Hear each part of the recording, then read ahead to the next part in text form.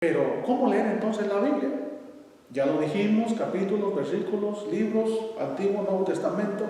Pero hay otros elementos que nos van a ayudar mucho más a entender la Biblia, a tener una visión más amplia, como un mar, que tú y yo vamos en el mar, vamos en una lancha, vamos en un barco, pero no vamos mirando solo al frente, vamos viendo todo el panorama, el horizonte, vamos mirando todo. Igual tú y yo cuando vamos a leer la Biblia vamos viendo todo. ¿Y qué son entonces esas visiones generales para leer la Biblia? Tenemos que tener visión general. Bueno, ahí va la primera. La primera visión general es que la Biblia, en el Antiguo Testamento, nos habla más que nada del Padre. El Padre que crea, el Padre que se revela, el Padre que busca a ciertos hombres y de ellos hace alianzas, hace pactos de los cuales va a salir un pueblo. Primero se revela el Padre. Dice, este soy yo. Primero se revela el Padre. Y luego de que se revela el Padre, se anuncia la venida del Hijo. Eso es el Antiguo Testamento. El Antiguo Testamento nos habla del Padre, el Padre creador, el Padre que hace un pacto con ciertos hombres, que se crea el pueblo y que es un pueblo que es creado en esclavitud y es un pueblo rebelde, incrédulo, es un pueblo pecador, que es un pueblo idólatra, que es un pueblo que le encanta también darle gusto al cuerpo, a las pasiones, a los deseos. Entonces es un Dios que va a tener que amansar a ese pueblo. Es un pueblo bruto, como todos nosotros, vaya la palabra, disculpe la palabra, pero esa es la palabra, es como un caballo bruto sin amansar. Así, cuando nosotros estamos lejos de Dios, estamos igual que un potro bruto, un potro salvaje, al cual se tiene que amansar. Y Dios también, vemos entonces en el Antiguo Testamento, vamos a descubrir a ese Dios que va a amansar a un pueblo. Y lo va a amansar a través del desierto y luego a través de los mandamientos, de los preceptos, de la ley que les va a entregar. Entonces en el Antiguo Testamento primero se descubre al Padre. Todo lo que tú leas en el Antiguo Testamento es el Padre que nos crea. Pero luego se termina el Antiguo Testamento, comienza el Nuevo Testamento y comienza con el nacimiento de nuestro Salvador Jesucristo. Solo se anunció en el Antiguo Testamento, en el libro del Génesis. Se anuncia. Y comienza el Nuevo Testamento con el nacimiento del que se anunció. Bueno, se cancela el Antiguo Testamento, se termina el Antiguo Testamento, que se encarga de revelarnos el Padre. Pero ahora comienza el Nuevo Testamento y se nos va a revelar el Hijo. Comienza el Nuevo Testamento revelándose el Hijo. Y así como en el Antiguo Testamento solamente se profetizó, se anunció la venida del Hijo, ahora viene el Hijo y anuncia la venida del Espíritu Santo. Dirá un santo por ahí en la iglesia, vamos de gloria en gloria. La Biblia va de gloria en gloria. Primero se revela el Padre, se anuncia la venida del Hijo, se revela el Hijo y luego el Hijo anuncia al Espíritu Santo. De gloria en gloria. Entonces esta es una visión general. Antiguo Testamento, todo lo que tú veas va a hablar del Padre. Y se va a hablar del Hijo. Por ejemplo, Jeremías cuando habla del varón de dolores, de Cristo que va a sufrir, bueno, se habla del sufrimiento de nuestro Señor Jesucristo, se anuncia, ¿verdad? Pero se termina el Antiguo Testamento cuando se revela el Padre. Ahora viene el Nuevo Testamento, se revela el Hijo y se anuncia la venida del Espíritu Santo. Entonces, esta es la primera visión general que tú y yo tenemos que tener cuando leemos la Biblia. Saber, Antiguo Testamento, todo me va a hablar del Padre. Nuevo Testamento, especialmente los santos evangelios, me van a hablar del Hijo. Me van a hablar del Hijo. Esa es la visión general. Y el Hijo va a anunciar la venida del Espíritu Santo. Esa es la primera visión general. La segunda visión general es de que la Biblia, en visión general, ya dijimos muchas cosas de lo que no es la Biblia. Ahora, ¿qué sí es la Biblia? La Biblia, ojo con esto, y esto nos va a ayudar a todos para entender con más precisión la palabra de Dios, disfrutarla, valorarla. Entonces, ¿qué es la Biblia? Dijimos, ¿qué no es la Biblia? Ahora, ¿qué sí es la Biblia? Esto es lo de todo. La Biblia es la historia escrita de la fe de un pueblo. Oye, qué palabras tan precisas. La Biblia es la historia escrita de la fe de un pueblo. Esta es la Biblia.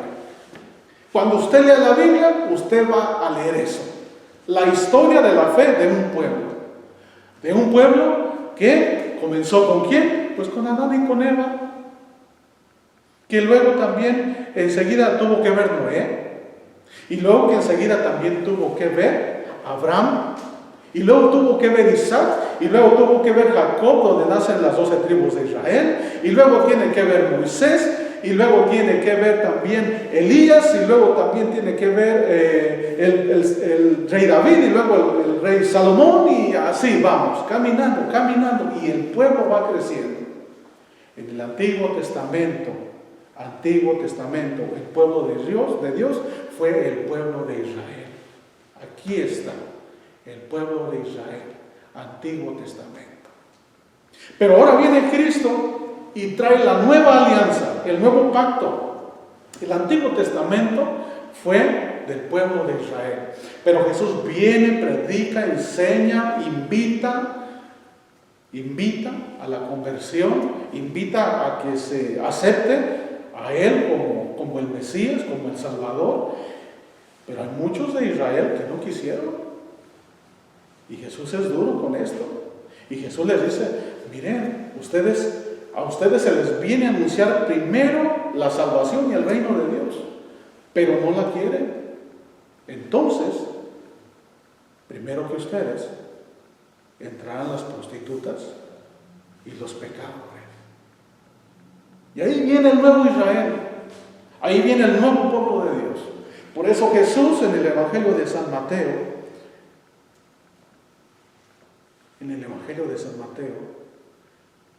Jesús manda a sus discípulos, a sus apóstoles, a que a todos los pueblos los haga sus discípulos.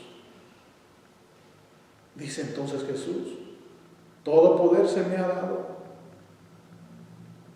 en el cielo y en la tierra. Por eso vayan y hagan que todos los pueblos sean mis discípulos. Bautícenlos en el nombre del Padre, del Hijo y del Espíritu Santo y enséñenles todo lo que yo les he encomendado. Yo estoy con ustedes todos los días hasta el fin del mundo. Y ahí está el nuevo pueblo de Dios. Ahí está el nuevo Israel. El nuevo Israel, en el que caben todos. Dirá el apóstol Pablo, dirá Pedro, San Pedro, ya no es cuestión de ser hijos de Abraham.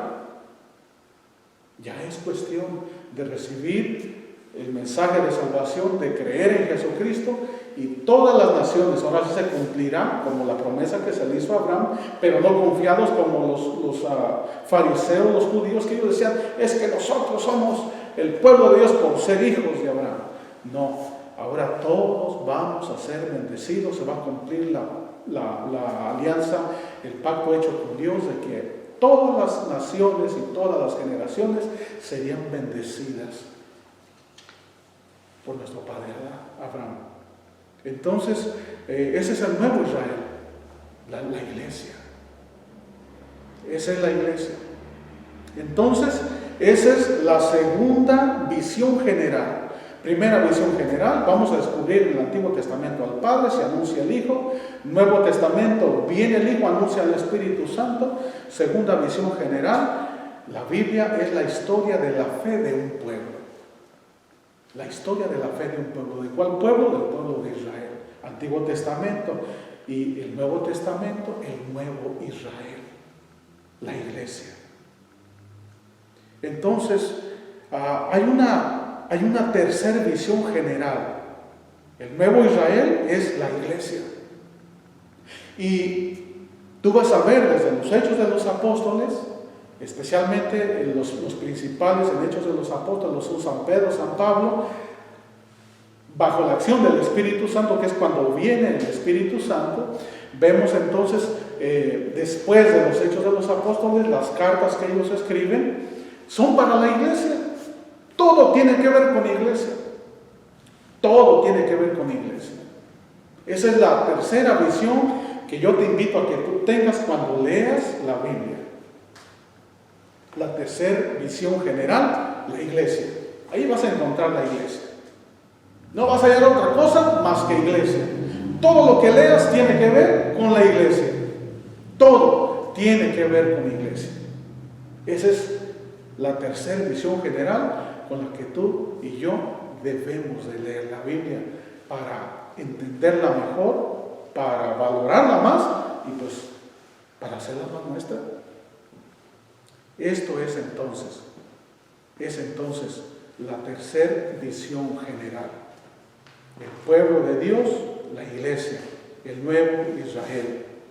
La iglesia, los apóstoles movidos por el poder y presencia del Espíritu Santo, enseñando, cuidando, soportando la persecución. Todo eso es lo que vas a leer. Todo lo que sufrieron fue ¿por qué? Por amor a la iglesia. Por ser fieles al mensaje de Cristo.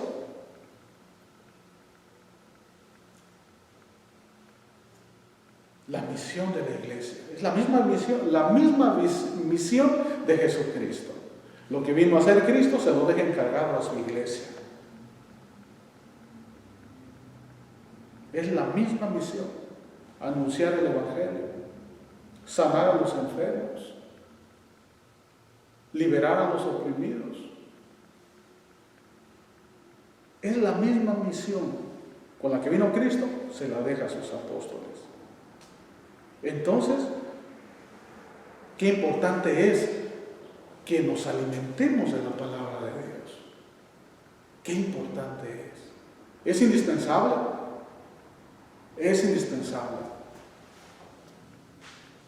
A todos nosotros como católicos nos hace mucha falta agarrarnos de la palabra de Dios. Mucha falta que nos hace agarrarnos de la palabra de Dios. Porque decía un doctor de la iglesia, un santo, San Jerónimo, el que desconoce las Escrituras, desconoce a Cristo. O sea, el que no conoce las Escrituras, no conoce a Cristo. Miren qué duras palabras nos da este santo doctor de la iglesia. El que no conoce a la Biblia, no conoce a Cristo. Y lo dice acompañado de otras palabras. Así como el hambre física de una persona demuestra su buena salud, así la persona que tiene hambre por la palabra demuestra que su espíritu está sano. Duro y a la cabeza. ¿Qué quiere decir? Que si no tenemos hambre de la palabra de Dios, estamos enfermos espiritualmente.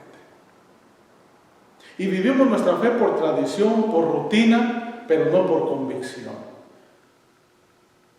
Y estamos acomodados. Y le hemos puesto límites a Dios. Y no hay en nosotros la intención de evangelizar, no hay en nosotros la intención de misionar, no hay en nosotros la intención de llevar a Cristo a los demás.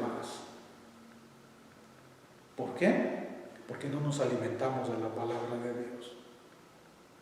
¿Qué dice la palabra de Dios de sí misma? El Salmo 119.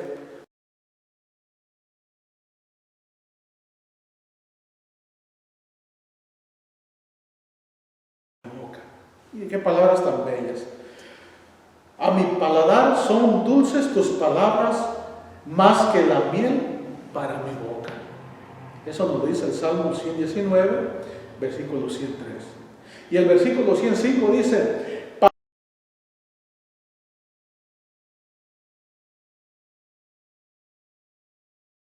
para mis pasos tu palabra es una lámpara, una luz en mi sendero. Miren qué palabras tan importantes. Para mis pasos tu palabra es una lámpara, una luz en mi sendero. Es lo que nos dice el Salmo 119 y versículo 105. Pero también, ¿qué nos dice el libro de Isaías? ¿Qué nos dirá Isaías? Vamos a ver qué nos dice Isaías 55, 10. Como baja la lluvia y la nieve de los cielos, y no vuelven allá sin haber empapado la tierra, sin haber fecundado y haberla hecho germinar, para que dé la simiente para sembrar y el pan para comer, así será la palabra que salga de mi boca. No volverá a mí con las manos vacías, sino después de haber hecho lo que yo quería y haber llevado a cabo lo que le encargué. Palabra de Dios. Mire qué hermosa esta cita bíblica. Qué hermosa esta cita bíblica. La palabra de Dios está viva. Toda aquella persona que la lee, que la vive, que la hace suya, el Espíritu Santo transforma a la persona, la cambia. Toda aquella persona que se alimenta de la palabra, una persona abierta, una persona movida, apasionada, entregada. Crece tu fe, tu confianza, tu amor. Te transforma la palabra de Dios. Te transforma la palabra de Dios porque es palabra viva. No es palabra muerta, es palabra viva que actúa, que está en movimiento. ¿Qué nos dice también San Pablo en la carta a Timoteo? Segunda de Timoteo 3:16. Rayada. Palabra, Biblia rayada. Ahí está. Palabras importantísimas. Desde el 14. Segunda de Timoteo 3, del 14 al 17. Tú, en cambio, quédate con lo que has aprendido y de lo que estás seguro, sabiendo de quién lo recibiste. Además, desde tu niñez conoces las sagradas escrituras. Ellas te darán la sabiduría que lleva a la salvación mediante la fe en Cristo Jesús. Toda escritura está inspirada por Dios y es útil para enseñar, rebatir, corregir y guiar en el bien. Así el hombre de Dios se hace un experto y queda preparado para todo trabajo bueno. Palabra de Dios. Miren, qué citas tan hermosas. Qué hermoso nos lo plasma, nos lo presenta la misma Biblia. ¿Cuánta necesidad tenemos de la palabra? ¿Cuánta falta nos hace conocer la palabra de Dios? Tenerla en nosotros para no cometer tanta equivocación cada rato. ¿Cuánta falta nos hace la palabra de Dios para saber discernir? Todos los días hay decisiones que tomar, pero si no tenemos la palabra de Dios, la vamos a regar. Vamos a equivocarnos, vamos a cometer equivocaciones por las malas decisiones que tomamos. ¿Por qué? Por no hacer la voluntad de Dios. Es que como no la conocemos, ¿cómo la vamos a hacer? Pero cuando la conocemos, tenemos más la facilidad para hacer la voluntad de Dios y para vivir y comportarnos como hijos de Dios. Pero otra cosa también muy importante también, libro de sabiduría 16:12. Aquí habla cuando el pueblo de Israel se rebeló contra Moisés y renegó contra Dios, y Dios les mandó unas plagas de serpientes y los mordían y estaba un moridero de gente. ¿Y qué fue lo que pasó? Entonces aquí nos dice, ¿qué fue lo que los sanó? Cuando Moisés mandó a hacer esa serpiente de bronce. ¿Qué es lo que nos dice aquí? Sabiduría 16, del 10 al 12. Dice: tus hijos, en cambio, resistían aún a las destelladas de las serpientes venenosas, y esto porque dabas una muestra de misericordia y los salvabas. Eran mordidos para recordarles tus oráculos, para que así no te olvidaran completamente, ni se volvieran insensibles a tus favores. Y muy pronto fueron curados. Su curación no se debió a hierbas o a pomadas, sino a tu palabra, Señor, que todo lo sana. Aleluya. Su curación no se debió a hierbas ni a pomadas, dirá en otro, ni a cataplasmas, sino a tu palabra, Señor, que todo lo sana. Toda la persona que lee la palabra de Dios con humildad, con sencillez, con rectitud de corazón, es transformado por la palabra de Dios. Es que la palabra de Dios está viva. Todo el que cree en Cristo y cree su palabra, la practica, la vive, se convierte, se transforma por el poder de la palabra que está viviendo, en la cual está creyendo. La palabra de Dios que todo lo sana. Bendita palabra de Dios. Hermanos, y ya por último, ¿cuál es el primer mandamiento de la ley de Dios? Amarás al Señor Dios sobre todas las cosas. Pero una palabra o una pregunta: ¿cómo amar a Dios si no lo conocemos? No podemos amar a nadie si no le conocemos. Nosotros que somos esposos, los que estamos ya casados, sabemos bien, nos enamoramos. ¿Por qué? Porque hubo un trato, hubo una relación, hubo un tiempo, un compartimiento, y fue naciendo el amor, y fue progresando, y fue creciendo el amor. Pero no existe el amor a primera vista. El amor a primera vista no existe. Entonces, ¿qué es eso? Eso no es amor. Eso es pasión a primera vista. Eso sí existe. Pasión a primera vista. El hombre y la mujer andan deseosos de experiencias sexuales, y eso es lo que pasa. Se deslumbra el hombre y la mujer cuando ve a otra persona que anda igual. Eso sí, pasión a primera vista sí lo hay, pero el amor no. El amor crece con el trato, con el caminar, con el compartir, con el platicar. Ahí es donde nace el amor.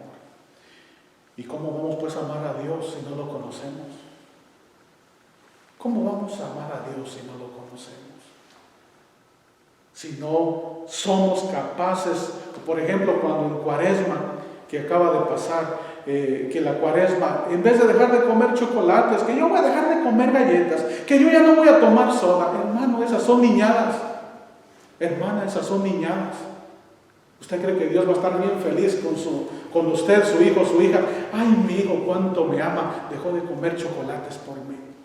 Oiga, hermano, esas son niñadas. Así lo digo, son niñadas. De esa manera se enseña a los niños el camino del ayuno. Pero usted y yo, que ya tenemos los 30, los 40, los 50 o los 20 para arriba, ya no nos queda eso. Tenemos que hacernos retos grandes, profundos, que en verdad impacten nuestra vida y transformen nuestro ser. Tenemos que tomar un compromiso serio con Dios. Dios no anda con niñadas. Dios mira el corazón, la seriedad y la alianza, el pacto, la entrega, el esfuerzo, el sacrificio, es lo que Él toma en cuenta. Él no mira apariencias, Él mira el corazón. Entonces la palabra de Dios, libro de sabiduría, nos enseña que aquella persona que se desvela con la palabra, que se esfuerza por la palabra, se llenará de la sabiduría de Dios. Pero hay que persistir, hay que aguantar, hay que esforzarse, hay que desvelarse. Hay que gastar tiempo de sueño sin dormir. ¿Por qué? Porque yo tengo que alimentarme de la palabra de Dios. El Espíritu Santo va a mirar tu intención. El Espíritu Santo va a mirar tu entrega. Entonces te abrirá se hará uno contigo, te motivará y escribirá la palabra de Dios en tu corazón. Hermano, hermana, te invito pues a que te alimentes de la santa y bendita palabra de Dios y que también tomemos la decisión de renunciar a nuestra costumbre, que nos limitamos a tener libritos, folletitos, a hojas de información, novenas que no son malas, aclaro, no son malas, pero nada es más importante que la palabra de Dios. Acuérdate en misa, cuando el sacerdote presenta el evangeliario y lo lleva al altar, toda la asamblea se pone de pie, porque Dios nos va a hablar. Y de esa palabra que Dios nos da, enseguida viene lo otro más grande, que es la Santa Eucaristía. Así es que, hermano, hermana, no hay nada más grande que la palabra de Dios. Tú y yo tenemos que renunciar a esa costumbre de limitarnos y conformarnos con cosas pequeñas. Vámonos de una muy buena vez. No limitarnos con charquitos, no limitarnos con corrientitas. Vámonos de una vez al mar del amor y la misericordia de Dios que está en la palabra de Dios. Que Jesús y María les bendiga. Pase bien para ustedes. Los amo en Cristo. Amén.